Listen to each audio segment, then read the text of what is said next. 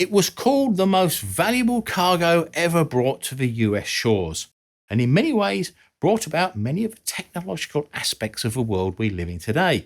And yet this device had a checkered beginning and appears to have been independently invented several times in different countries.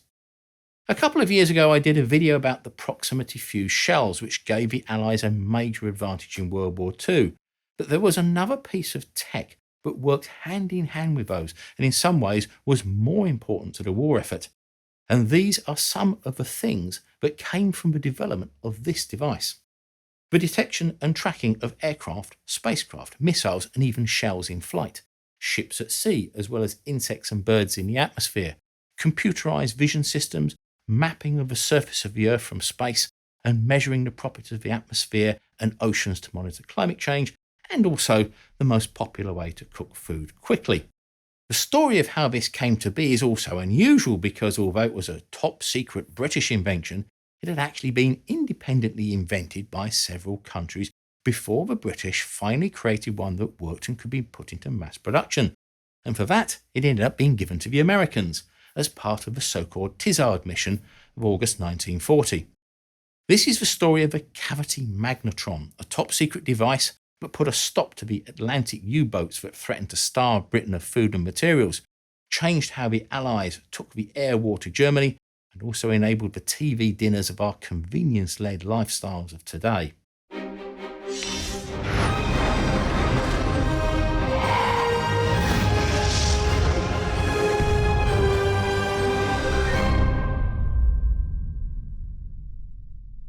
In World War II, radar showed the Allies what the Germans wanted to keep hidden. But if you want to stay out of the limelight, then you need something that can obfuscate what you are doing. And you might not know that NordVPN is not just a VPN service. It also has threat protection features to stop tracking, block malware, intrusive ads, and more. A VPN hides your computer's real IP address, which makes it much more difficult for hackers to try and gain access to your computer. And NordVPN also encrypts everything you send over it, making it ideal for mobile apps when you don't know if the app is using the secure HTTPS protocol, and it can be used on up to 6 devices at once. Increasingly when I'm researching for videos, I come across geographically locked websites, which are usually in the US, because the UK gets tagged as being part of the EU with stricter privacy laws, even though we left it years ago. But with NordVPN, you can look like you're from another country or even on the other side of the world. So I can get on with my research and you can view sports channels, movies and TV that you might not have access to in your country. Nord also has features like Auto Connect and Kill Switch, so that should you forget to start or turn off the VPN, you won't accidentally reveal your true IP address and location. Act now and you can get Nord's 2-year deal plus 4 months extra for free by using the link nordvpn.com/CuriousDroid, which is at the top of the description below, and there's even a 30-day money-back guarantee, so it's risk-free and there's no excuse for not trying it out. Even though it was in its infancy, the electronic warfare of World War II was equally as important as the guns, bombs and shells which were fired or dropped. In the Battle of Britain, radar played a key role for the RAF because they were at a numerical disadvantage to the Luftwaffe. Radar gave them the advantage because they could see where the Germans were coming from, at what height and the approximate strength of the attacking force, giving them a 15-minute head start. They could move the limited but more capable fighters into positions ready to attack the German bomber formations. Because they always seemed to be in the right place at the right time, it made the Germans think that the RAF had more aircraft and crews than they actually did. It was estimated that the tactical advantage this gave the RAF was equivalent to 3 times the number of fighters they actually had. Whilst British early warning radar worked well, it used a string of large 360-foot or 110-metre towers called chain home that covered the entire Europe-facing side of Great Britain. By the time of the Battle of Britain, the Germans had realised they were part of some form of early warning system, which they went on to try and attack and destroy. Although some of the equipment huts were damaged, the towers survived owing to their open steel girder construction, and the Luftwaffe concluded that the stations were too difficult to damage by just bombing, and decided to leave them alone for the rest of the war. The chain-home radar used a wavelength of between 10 and 13 metres, which could see groups of planes up to 100 miles or 160 kilometres away, but the wavelength was too long to see any finer details. There was an airborne version using a 1.5 metre wavelength in development, but Mark Oliphant, who was a member of a classified British radar programme, thought that a radar with a 10 centimetre or less wavelength and at least 1 kilowatt of power output would be much better suited for airborne use. The only problem is that they needed a device called a magnetron capable of producing this, but none were capable of delivering the results at the time. Back then, there were two ways to make a microwave signal. You could either have a low power oscillator and amplify its output with a klystron, that's a specialized linear beam vacuum tube, or you could make a high power oscillator and use its output directly. Oliphant used a klystron to generate a 10 centimeter or 3 gigahertz signal with a power of 400 watts, but it seemed that it would be impossible to try and create a pulsed, sealed off version that would be suitable for airborne use. Back then, there were no semiconductors like we have today. Everything was done with vacuum tubes, or valves as we call them in the UK. The first type of vacuum tube were the diodes and triodes. A diode valve allows current to flow in one direction from the heater cathode to the anode, but not in the other direction. The triode added a grid between the anode and cathode. Applying a small voltage to the grid controlled the current flow between the heater cathode and the anode in proportion to the grid voltage, and thus it made an amplifier. However, this method of electrostatic control was patented in 1906 by the American Lee DeForest. So the quest to find an alternative, non-patented method was on, and this is where the magnetron came about. This was developed by Albert Hull in 1921, whilst working for GE, to try and get around the patent on the triode valve. This used a magnetic field to control the flow of electrons, and this is where the name came from, the joining of magnetic and electron to create magnetron. And although the idea worked, it was pretty inefficient. But Hull's papers were picked up on by physicists in Germany in 1924, who added an extra cathode, and then by Japanese physicists, noting that it could produce microwave signals, and then with more developments in power output by the Russians. But it would be the British physicists John Randall and Harry Boot at the University of Birmingham, England in 1940, who took ideas from the Dutch engineer Klaus Postier, who had clarified the theoretical operation of the magnetron. In their version, they added 8 cavities around the central cathode linked by small holes. This effectively created a whole new device that worked in a very different way. The output signal was determined entirely by the physical shape and size of the chambers rather than in any external circuits or fields. This new device looked like the chamber of a Colt revolver, which they actually used the manufacturing jigs of to make the original prototypes with, and it was called the Cavity Magnetron. In this, the core is surrounded by a permanent magnet, so the electrons produced by the heated cathode are forced to spin around a central cavity, whilst electrons entering the surrounding cavities begin to oscillate at a resonant frequency determined by the size of the cavities. As more electrons are emitted from the cathode, the microwave frequency signal generated increases in amplitude and is then channeled out of the device to an antenna or waveguide. This was a step change in technology, and for the first time, a device not much bigger than the palm of your hand could produce a high-power, sub-10 centimeter signal that could be mounted into a plane and show objects on a radar screen wherever the microwave beam was pointed. The first prototypes produced a wavelength of 9.8 centimeters at 400 watts power output. Work was handed over to the General Electric Company research laboratories in Wembley, London, and within a couple of months, they had a device producing 10 kilowatts of pulsed power. They also fixed the frequency instability issues which had affected the previous designs. However, Britain at the time was alone in the war and pouring all of its resources into keeping the Germans at bay just across the English Channel, and the Battle of Britain was raging. This meant that the development and production of new cutting-edge technologies was severely limited. The British government had been calling on the US to join the war, but they had refused, but they would supply food and hardware. Henry Tizard, scientist and chairman of the Aeronautical Research Committee, which had orchestrated the development of radar before the war, was so concerned about the situation that he persuaded Winston Churchill to authorise a secret delegation to be sent to the US to offer Britain's most advanced technology in return for development and manufacturing of them en masse, well away from the German threat.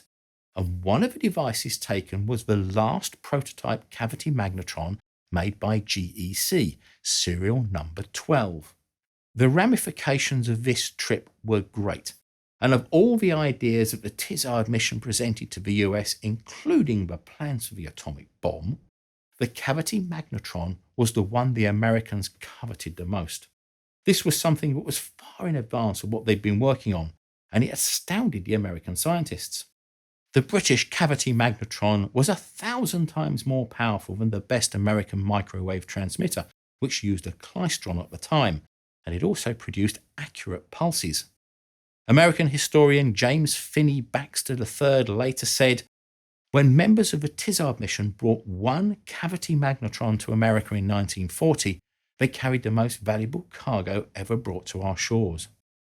Bell Labs took the British sample and started making copies, and by the end of 1940, the Radiation Lab, or RAD Lab, at MIT had been set up to develop various types of radar based on the Cavity Magnetron, from lightweight compact units for aircraft to early warning systems that were carried around on 5 trucks.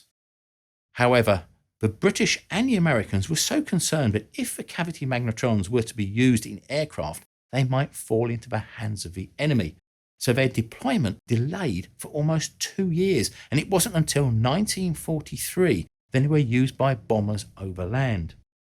Much like the early proximity fuse shells, they were limited to use over the sea in the Battle of the Atlantic, as there was little chance of a downed aircraft being recovered by the enemy, and later by RAF night fighters operating over the British mainland and English Channel.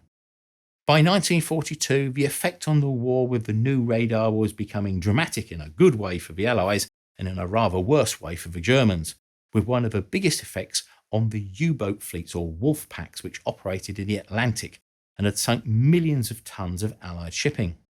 Now Allied aircraft, using information from recently broken Enigma codes, could search in all weathers to look for the conning towers of surfaced U-boats and either attack them directly or warn the convoys where the U-boats were. The Allies also knew that the U-boats had to return to base at some point, and these were mostly on the Atlantic coast of occupied France. During these trips close to the coast, the U-boats surfaced to replenish their air supply and recharge their batteries from diesel generators, something which they did under cover of darkness.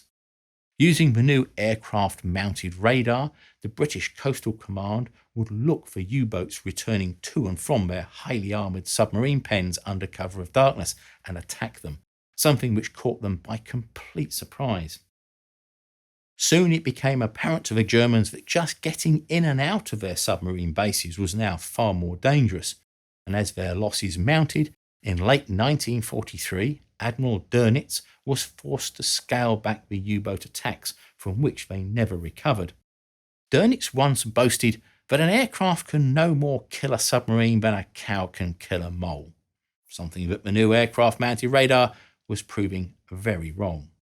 The strange thing is that at the beginning of the war, the Germans were leaders in radar technology, but through a decision made directly by Hitler after the fall of France, and his confidence that the German army could crush any opposition, which was backed up by the head of the Luftwaffe, Hermann Göring, he decreed that no scientific research was to be undertaken unless a conclusive result could be guaranteed within a year. The German High Command just didn't believe that any kind of radar that the Allies would use could have much of an impact on the German forces. This would unknowingly put them at a considerable disadvantage, just as the Allies were boosting their research. The British H2S radar was the first blind targeting radar capable of finding targets on the ground without visual assistance and allowing much more accurate bombing, even when the target was obscured by cloud. This used a cavity magnetron and a rotating dish mounted in the nose of the aircraft and was first used in January 1943. A few nights later, a Sterling bomber with an H-2S onboard radar crashed near Rotterdam. The radar system was discovered intact by technicians working for Telefunken when the self-destruct explosive failed to go off. The Germans already knew about the principle of the cavity magnetron based on work published in Leningrad in 1936 and concluded that the British design was similar to the Russian one, but their failure to follow up on it and develop their own microwave radar had given the Allies the upper hand. In 1945, after the war, a German replica of the British H-2S radar was sent back to Britain for analysis and found that it was an almost identical copy of the first British version, with some errors, but it was not used in combat operations. This wasn't because the German technology was inferior, but it highlighted the difference in how German scientists worked, or rather didn't work well, with the High Command. Whilst radar became fully integrated into the Allied forces, in the German forces it was almost non-existent. Microwave gun-laying radars used along with the newly developed proximity fuse not only made the big Allied battleship guns much more accurate, but also the anti-aircraft guns for attacking aircraft. During the V-1 flying bomb attacks on London, British radar-controlled anti-aircraft batteries using proximity fuse shells were credited with taking down many of the flying bombs before they reached their target. The Allied use of radar based on the cavity magnetron would have a major impact on the air war with the Luftwaffe, and although it continues to be used in some radar systems, due to the output signal changing from pulse to pulse in both frequency and phase, the cavity magnetron was replaced by high-power klystrons and travelling wave tubes for systems that required highly accurate, high-powered pulsed outputs. But it wasn't the end of the story for this device. After the war, Percy Spencer, an American inventor and engineer working for Raytheon, noticed that a chocolate bar he had in his pocket had melted when he approached a magnetron at the Raytheon laboratories. Although he didn't know it at the time, he suspected that it had something to do with the microwaves it was generating. He started experimenting by holding a bag of popcorn kernels in front of a magnetron and watched as they popped in the bag. After a lot of effort, he filed a patent for the world's first microwave oven on October 18, 1945. And although it took 20 years to come down not only in price but also in size, it started the revolution that would lead to the convenience cooking that we take for granted today. Today, there are over 1 billion cavity magnetrons in use powering microwave ovens in the majority of kitchens around the world. And I wonder if the inventors of those first magnetrons could have realized just how it would change the world for an altogether more peaceful purpose. So thanks for watching, and don't forget to thumbs up, share and subscribe, and I'll see you in the next video.